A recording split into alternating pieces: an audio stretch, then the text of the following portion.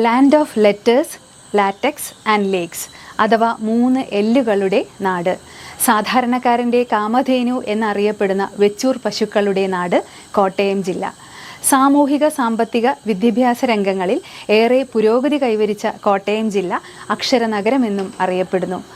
ആധുനിക കേരളത്തിലെ രാഷ്ട്രീയ മുന്നേറ്റങ്ങൾക്ക് വിത്തുപാകിയ മലയാളി മെമ്മോറിയലും ഐത്താചാരത്തിന് അറുതി വരുത്തിയ വൈക്കം സത്യാഗ്രഹവും അരങ്ങേറിയത് കോട്ടയം ജില്ലയിലാണ്.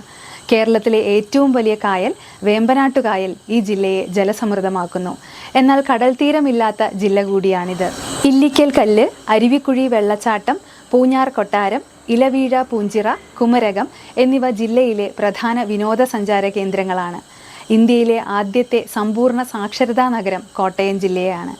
കേരളത്തിലെ ആദ്യത്തെ അച്ചടിശാലയും ആദ്യത്തെ കോളേജും ആരംഭിച്ചത് ഈ ജില്ലയിൽ തന്നെ.